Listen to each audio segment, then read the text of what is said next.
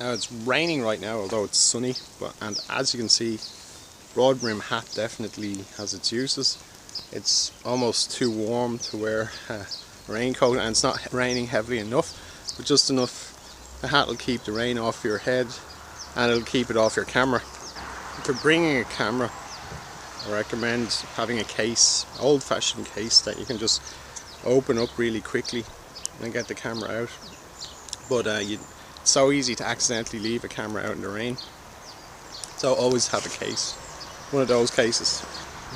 They're easier than the cases, the bag type case, you know, the one that you pull the camera in and out of, although those cases are the most common nowadays because of the strange shapes often of cameras. These ones cost a bit more, but you can I'll be doing it one hand since I'm holding the camera. You just fold it off, so it kind of just folds off the camera. You can pull the over bit, you know, the hood, basically you can pull that off and just push it back on again like that, and then click it into place. So I think those are the best, and those are the original camera cases, like the great ones used to be. I don't know why they started to get rid of them, because they are fantastic and they're the best in the field, like when you take them around with you. And leather or leatherette, it doesn't matter if it's good. You can probably get them out of a lot of materials now, but the main thing is that they protect the camera. They also have a little bit of a sort of a padded lining slightly, but that will save your camera if you drop it, and that's important. And as for a hat, you need something you can just pull the camera up under your eye.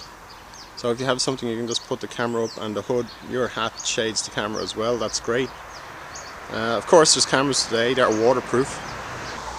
There's a lot of traffic on the road. As soon as I put away my camera, it'll stop like magic. It always does. But once I stop recording, it's kind of like Murphy's Law. But anyway, so yeah, like I wouldn't go around a breezy cliff now with this hat. It'd be blown off and out into the sea, or you wouldn't know where it would go. You can always get a string attached to make sure it doesn't come off. On a windy day, it helps if you can cover your ears. I mostly wouldn't use one of these hats because, although they are brilliant, and if you're in somewhere like the Australian outback or something, and this is an Australian hat, it will be brilliant because it will keep the heat off you, and especially if there isn't too much of a breeze. But in our climate, we get a lot of breeze and we get a lot of rain, and you need to be able to cover up your head, and it helps. A peaked hat, you know, a cap is better because you can just pull it up, and you want your face covered. So, and although the brim on these is stiffish, it wouldn't protect you from thorns the way the brim on a peaked hat would, or the visor on a peaked hat, because that is good hard plastic a lot of the time, just sewn into the material. So it's waterproof usually, unless it's a cheap one. It might be cardboard, but if it's a good hat, it'll be some sort of solid plastic. It'll protect your face, and it'll protect your face from thorns, and they are dangerous if you're going in among thorns. You could lose an eye. You don't want to do that, but if you're moving through scrub country, so I would recommend a peaked hat, and maybe a light raincoat, or a hoodie is good, but if it's too hot for that, just a light raincoat that you can throw on and pull over.